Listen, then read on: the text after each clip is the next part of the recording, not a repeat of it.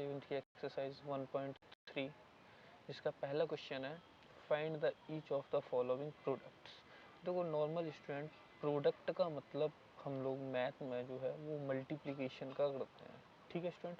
और इंटीजर्स में आपको नॉर्मल पता है कि अगर मल्टीप्लिकेशन बोला गया तो इसका मतलब आपको जो मेन फोकस करना है वो साइन पर करना है। जो साइन होते हैं जैसे प्लस माइनस, माइनस प्लस, इन दो साइन पर करना है। तो इसमें एक बहुत छोटी सी ट्रिक्स मैं बता देता हूँ आपको। आप दो साइन अगर एक जैसे हैं तो उसका आंसर प्लस मान लेना, और अगर साइन अलग अलग हैं तो माइनस मान लेना। जैसे कि इसमें लिखा है 3 मल्टीप्लाई -1। अब देखो एक तो 3 है वो प्लस का है, और -1 है वो माइनस का है। तो प्लस माइनस माइनस, तो यहाँ पर हम देख सकते हैं कि माइनस है, और 3 बन जा 3। इसके बाद में बी वाले में भी यही किया गया है, एक तो माइनस का 1 है और 225 प्लस का है। अब देखो सी वाले में क्या है, दोनों साइन सेम है, माइनस माइनस। तो मैंने क्या बोला, जब दो साइन एक जैसे हों तो हमेशा प्लस का आता है। यहाँ देखो प्लस का आ गया है। इसी तरीके से डी वाले क्वेश्चन में भी दोनों साइन सेम है, माइनस माइनस प्लस हो गया है। ई वाले में भी देखो ई में क्या है, जीरो दे दिया, तो किसी भी मल्टीप्लिकेशन में अगर जीरो दे देता है तो उसकी वैल्यू जीरो होती है। इसके बाद में देखो एफ वाला हम देखते हैं, तो एफ वाले में क्या है, सभी साइन काउंट करो, माइनस माइनस प्लस हो गया, और फिर प्लस प्लस प्लस हो गया, तो इसकी जो वैल्यू है वो प्लस आ गई है। फिर इसके बाद में हम जी वाले पे देखते हैं, तो जी वाले में भी देखो पहले तो 9 है वो प्लस का दिया, और -3 है वो माइनस का है, तो प्लस माइनस माइनस हुआ। फिर -6 था तो माइनस माइनस प्लस हो गया।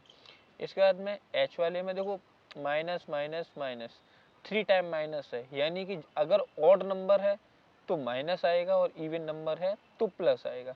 माइनस का मल्टीप्लिकेशन अगर ऑड टाइम होता है तो वैल्यू माइनस आती है, इवन टाइम होता है तो प्लस आता है, ठीक है स्टूडेंट। यहाँ ऑड टाइम था तो माइनस हो गया।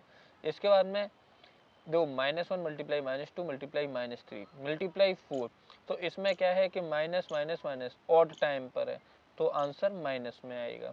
फिर जे वाले में देखो माइनस माइनस माइनस 3 टाइम है, ये भी ऑड है, तो जो हमारा आंसर है वो हमारा माइनस में आएगा। 6 3 या 18 प्लस प्लस माइनस माइनस।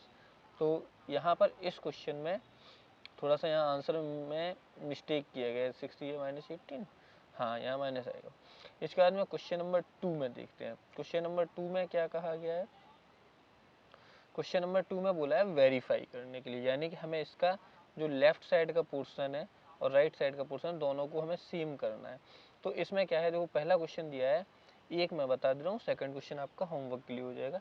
ऐसे दिया गया है 18 multiply big bracket 7 plus small bracket -3 और बिग ब्रैकेट क्लोज इक्वल में हमें जो दिया गया है वो दिया है 18 multiply 7 in A bracket plus 18 multiply in small bracket -3 and big bracket close. तो देखो हम पहले LHS देखते हैं। LHS में दिया है 18 मल्टीप्लाई 7 प्लस इन ब्रैकेट -3। तो देखो 7 प्लस इन ब्रैकेट -3 जो ये दिया गया है, इसको हम जब सॉल्व करते हैं तो इसका हमारा आंसर जो है वो 4 आता है।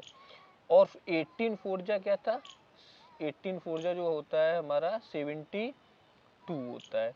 इसी तरीके जब हम RHS को सॉल्व करते तो RHS में 18 मल्टीप्लाई 7 था, तो 18 7 जा होता है 126, और 18 मल्टीप्लाई -3 था तो 18 3 जा था 54, तो ये माइनस का 54 हो गया। तो जब हमने 126 में से प्लस माइनस माइनस माइनस 54 किया तो वो भी 72 आ गया, यानी LHS इक्वल RHS प्रूफ हो गया हमारा।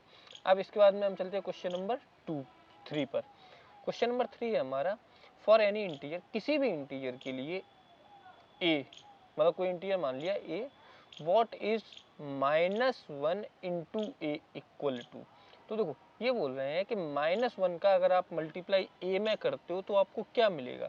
तो कोई भी नंबर है अगर हम उसमें -1 का मल्टीप्लाई करेंगे तो वो हमारा माइनस का हो जाएगा, और 1 जा तो वही रहता है जो भी है, तो -1 मल्टीप्लाई ए इक्वल जो है वो हमारा -a आएगा, जो कि एक इंटीजर है, हमें इंटीजर ही मिलेगा।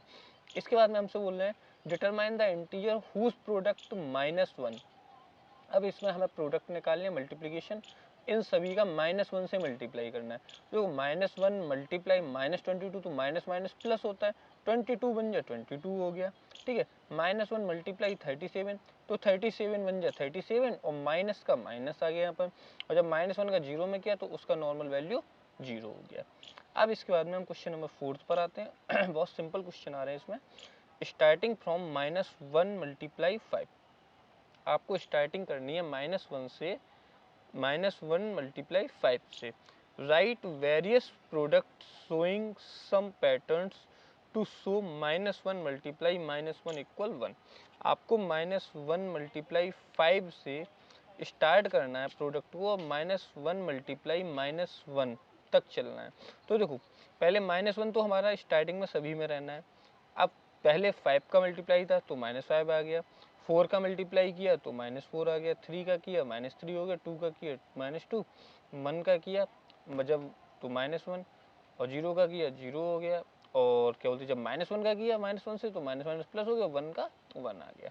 यहाँ पर हमारा ये शो हो गया है। इसके बाद में हम क्वेश्चन नंबर नेक्स्ट पर चलते हैं।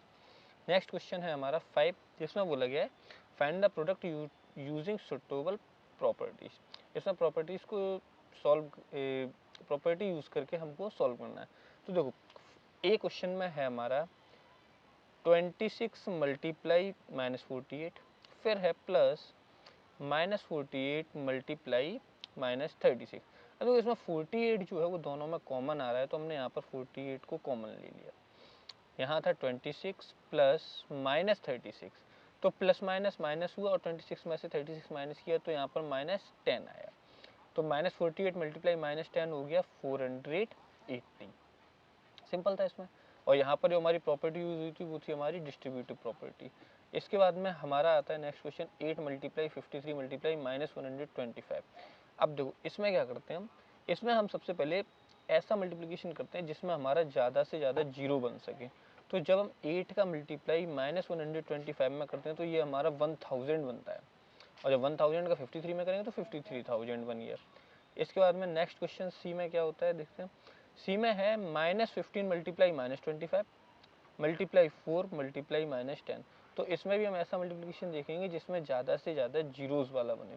तो 25 4 जा 100 और 100 10 जा 1000, और माइनस माइनस माइनस ये माइनस बन गया तो -1000 आ गया। मल्टीप्लाई 50 तो -15000। यहाँ पर हमने कम्यूटेटिव प्रॉपर्टी लगाई है, क्योंकि यहाँ पर जहाँ 3 लेटर यूज होते हैं वहाँ कम्यूटेटिव प्रॉपर्टी आ जाती है, और जहाँ 2 लेटर यूज होते हैं वहाँ पर नॉर्मल एसोसिएटिव प्रॉपर्टी या फिर डिस्ट्रीब्यूटिव प्रॉपर्टी में चले जाते हैं। अब देखो -41 मल्टीप्लाई 102, तो यहाँ पर 102 को हमने ब्रेक कर लिया है डिस्ट्रीब्यूटिव प्रॉपर्टी में, यानी कि हम डिस्ट्रीब्यूट करेंगे। तो -41 मल्टीप्लाई पहले हम 100 कर लेंगे, तो -41 100 हो गया, और -41 का मल्टीप्लाई 2 में करेंगे तो वो -82 हो गया।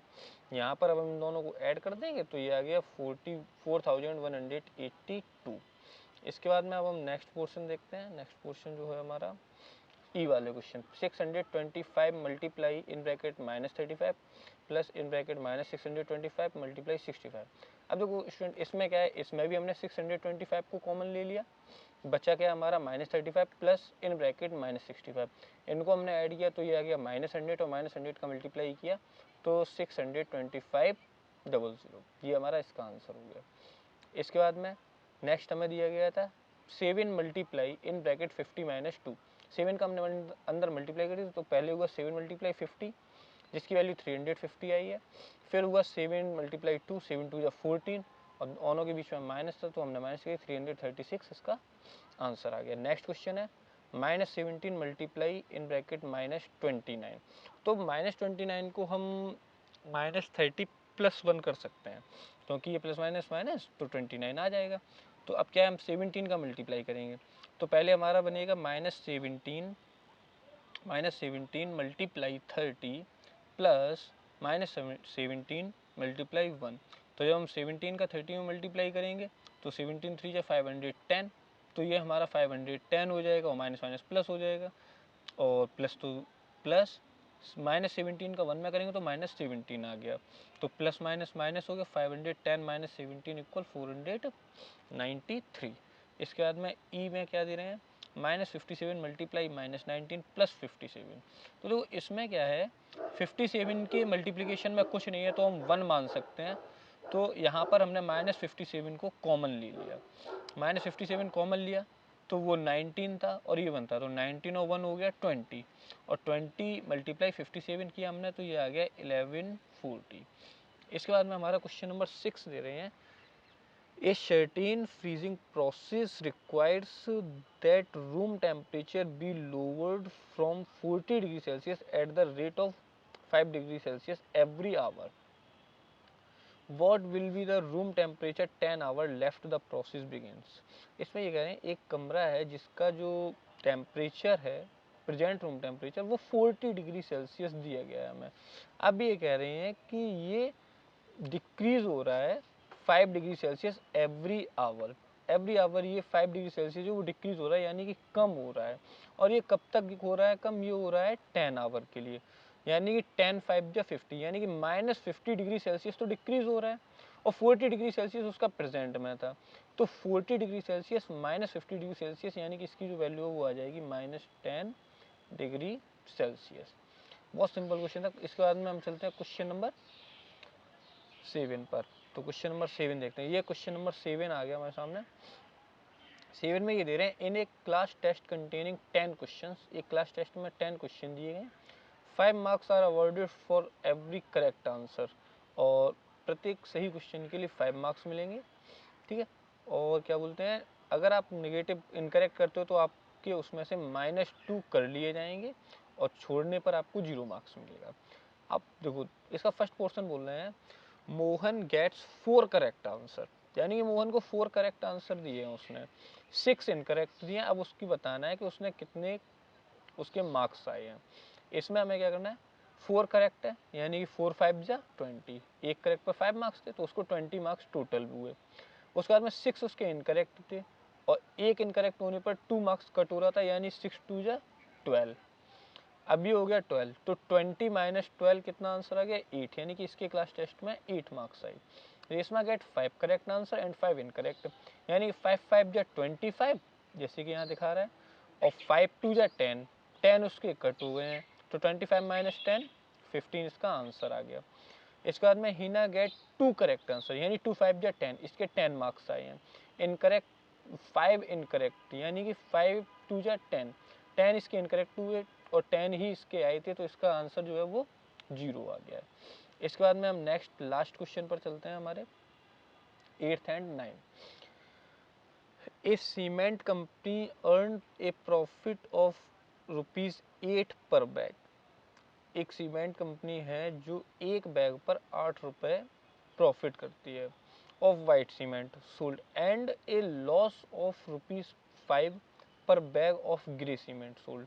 अगर वो ग्रे सीमेंट को बेचती है तो उसको 5 रुपए का लॉस होता है, अगर वो वाइट सीमेंट बेचती है तो उसको 8 रुपए का प्रॉफिट होता है।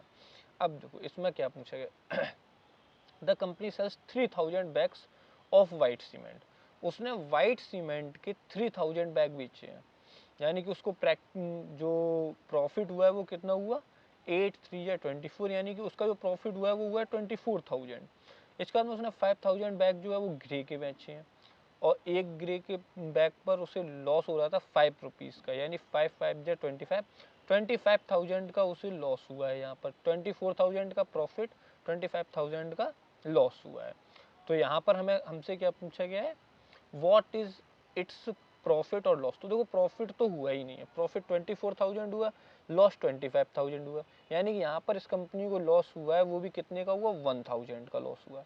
इसका हम बोले what is the number of white cement bags it must sell to have neither profit nor loss if the number of grey bags is sold 6400।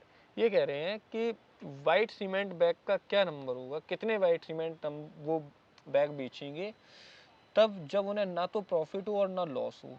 वो 6400 बैग को बेच रहे हैं ग्रे को, तो देखो 6400 ग्रे के वो बेच रहे हैं, इसका मतलब 6400 मल्टीप्लाई 5, जब हम 5 से मल्टीप्लाई करते हैं तो ये जो हमारा आता है, देखो इन्होंने दूसरे तरीके से समझाया, let the number of bags white cement be x. इन्होंने बोला है कि आप जो सीमेंट के जो वाइट सीमेंट है उसका आप नंबर एक्स मान लीजिए। अकॉर्डिंग टू क्वेश्चन बोले लॉस इक्वल प्रॉफिट, ना तो लॉस हो रहा है ना प्रॉफिट हो रहा है, तो हमें लॉस कितना हुआ, 5 मल्टीप्लाई 6400 इक्वल x इंटू 8, क्योंकि 8 का हमें प्रॉफिट होता है पर बैग पर। तो x इक्वल 8 इधर मल्टीप्लीकेशन में था तो दूसरी साइड में वो डिवाइड पर पहुंच गया, तो 5 मल्टीप्लाई 6400 अपॉन 8, तो 8 से हमने ब्रेक किया तो 8 8 जा 64, यानी कि 800 मल्टीप्लाई 5, यानी कि इसका जो आंसर है ये हमारा 5000 आ गया। ठीक है, अब 5000 बैग उसने बेचे हैं वाइट सीमेंट के। इसके बाद में उसमें भी उसको एक पर 8 रुपीज़ प्रॉफिट हो रहा था, यानी कि 5 8 जा 40, यानी यहाँ दे रहे हैं कि उसने 4000 वाइट सीमेंट के बैग को बेचा है, जिससे उसे न तो कोई प्रॉफिट होगा और ना ही लॉस होगा, कम से कम उसे इतना बेचना है। अब क्वेश्चन नंबर 9 पर आते हैं। फिल इन द ब्लैंक्स दिए गए हैं, replace the blank with an integer to make it true statement. True statement बनाने के लिए हमें फिल इन द ब्लैंक्स को भरना है। अब देखो -3 है, -3 में कितने का मल्टीप्लाई करो जो 27 आ जाए, तो देखो 27 जो है वो है प्लस का, तो हमें तो पहले जो भी नंबर चाहिए वो माइनस का चाहिए, तभी तो माइनस माइनस प्लस होगा, और 3 9 या 27 होता है, यानी कि यहाँ जो आएगा वो हमारा -9 आ गया। इसके बाद में 5 में मल्टीप्लाई कुछ ऐसा करना है जो -35 बन जाए, तो 5 है प्लस का, और माइनस बनाने के लिए हमें पहले तो माइनस का चाहिए, और 5 7 या 35 होता है, यानी कि -7 आ गया हमारा। डी में ये बोल रहे हैं कि ब्रेक मतलब सॉरी ब्लैंक्स दे दिया, मल्टीप्लाई 8 इक्वल में 56 चाहिए, यानी कि 7 8 या 56 होता है डायरेक्ट, तो ये 7 आ गया यहाँ पर। नेक्स्ट में दे रहे हैं कि क्या बोलते हैं 12 मुझे करना है और इक्वल में 132 दिया है, तो इसमें कितने का मल्टीप्लाई करेंगे, तो इसमें हम लोग मल्टीप्लाई करेंगे 11 का। जब हम यहाँ पर 11 का मल्टीप्लाई करेंगे तो जो हमारा आंसर आएगा 132 आएगा। आज की एक्सरसाइज आपकी कंप्लीट हुई है। अब नेक्स्ट एक्सरसाइज लेकर के हम कल आएंगे।